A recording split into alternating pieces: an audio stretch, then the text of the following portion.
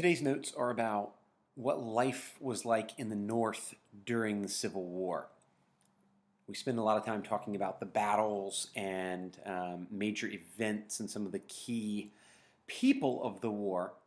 Um, but we also want to take a look at both sides and see, okay, what's life like for people who lived in the North and who experienced the war but didn't necessarily serve in the armies? What sort of things did they have to go through?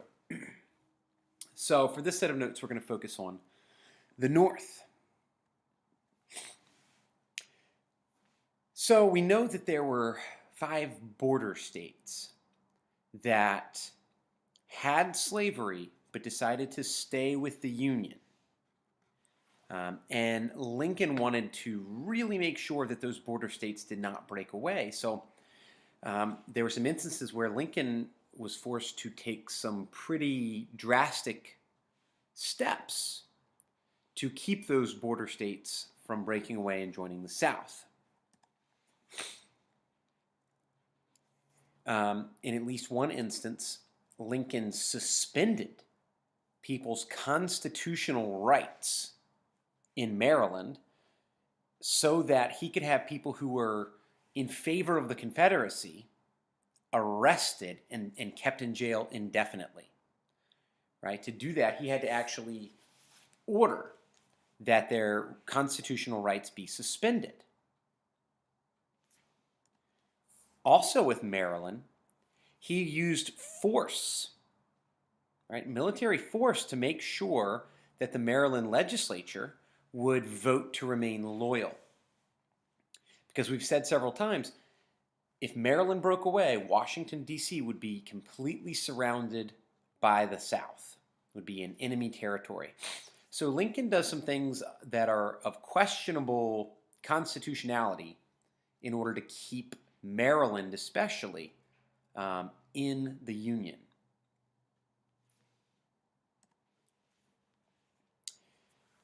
In order to have enough men for the Army in 1863, the North had to pass a draft law. And a draft forces men to join the Army. Right? If you are drafted, you must join the Army. But you could hire a substitute to go in your place for $300. Well, $300 was a heck of a lot of money back then. So a lot of people were not terribly happy about that. They felt like that was only put in place so rich people wouldn't have to go fight in the war. And it got so bad that in some places there was actually violence about the draft, especially among younger men who were poor, right, who didn't have the money to hire people to go fight for them. And in New York City, there was a famous instance of actual rioting taking place in 1863. And rioters actually attacked African Americans in the city because they felt like it was, it was the fault of African Americans that this war was happening, right? That they were having to go fight in a war to end slavery, and so they end up attacking African Americans in New York City. Not particularly fairly by any means, but that's what happened because these men were so angry about the draft. In addition, you had some Northerners who sympathized with the South.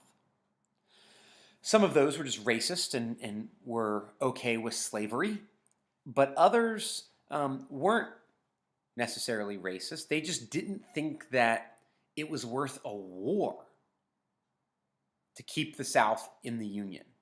They thought it was too costly in money and it was too costly in lives. And so they were given the nickname Copperheads, right? And a copperhead is, as you can see from the picture, a type of snake, right? So they were seen as kind of, dangerous, sort of snake-like people who were going against the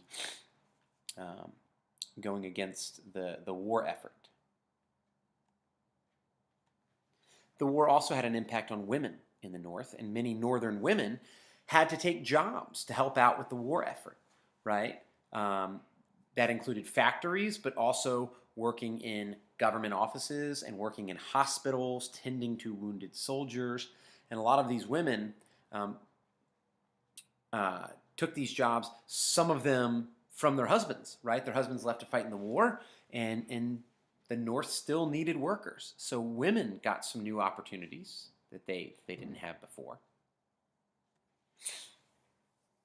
And the last bullet point talks about how the war actually stimulated the economy of the North, right? Businesses grew and made a lot of money, selling things to the government for the war effort. Anything from guns and gunpowder and ammunition and cannons to food to horses and carriages to move around goods to uniforms and blankets and tents. The government had to buy all these things, so that helped out the economy. And this led to improvements in technology too, right? The North starts to develop new technologies as a result of the war. And so at the end of the war, the North comes out in pretty good shape financially. The economy is doing well, and the country is doing well economically. So important to understand, not everybody was 100% for the war, and there were a lot of ways that the war impacted people in the North outside of just those who were fighting in the Northern Army.